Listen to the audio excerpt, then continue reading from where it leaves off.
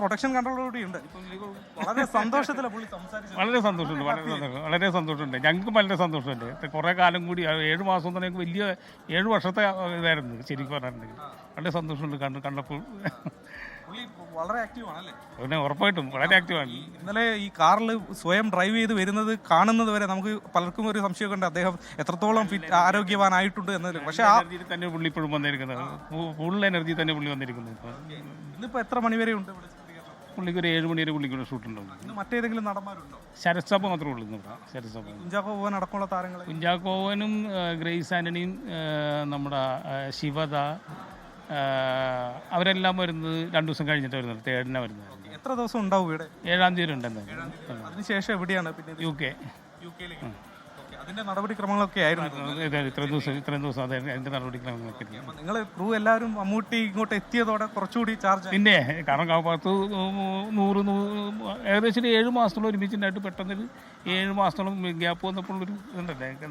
പ്രത്യേകമായി ഇപ്പൊ ഒരു അസുഖമൊക്കെ മാറി വന്ന ആളാണ്, അതുകൊണ്ട് പ്രത്യേകമായ വേണ്ടതുണ്ടോ? ഒന്നുമുള്ള തോന്നണില്ല എനിക്ക്. അസുഖമായിട്ട് വെച്ചാൽ എനിക്ക് തോന്നിയില്ല. എയർപോർട്ടിൽ ഈ ഹൈദരാബാദ് എയർപോർട്ടിൽ ഇന്നലെ വന്നിറങ്ങിയപ്പോൾ ഈ ബഗ്ഗി കാർ വേണോ എന്ന് ചോദിച്ചപ്പോൾ അദ്ദേഹം വേണ്ടെന്ന് അങ്ങോട്ട് പറഞ്ഞു. പുള്ളി എനിക്ക് തോന്നിയില്ല അങ്ങനെ ഒരു അസുഖം കഴിഞ്ഞ ആളായിട്ടൊന്നും തോന്നിയില്ല അങ്ങനെ. അതെ എസ്കേൻ, ആ ഒരു സന്തോഷമാണ് ഈ ക്രൂവിന് എല്ലാവർക്കും ഉള്ളത്. ശ്രീനാഥചന്ദ്രനാണ് വിവരങ്ങൾ നൽകിക്കൊണ്ടിരിക്കുന്നത്. ഇപ്പോൾ ഈ മാറ്റോട്ട് എന്ന സിനിമയുടെ സംവിധായകൻ കൂടിയ മഹേഷ് നാരായണന്റെ ഒരു പ്രതികരണം കൂടി നമുക്ക് ലഭിച്ചിട്ടുണ്ട്. Over to Mahesh Narayanan. Shooting എന്തായാലും കണ്ടിന്യൂ ചെയ്തുകൊണ്ടിരിക്കുകയാണ്. നമുക്ക് എന്തായാലും ഒരു 45-50 ദിവസത്തോളം ഞങ്ങളോട് ഉണ്ടായിരുന്നു. അതിനുശേഷമാണ് അദ്ദേഹം കുറച്ച് ബ്രേക്ക് എടുത്തത്. ഇവിടെ ഒരു 6 ദിവസം, അത് കഴിഞ്ഞാൽ UK ഷിഫ്റ്റ് ചെയ്യും.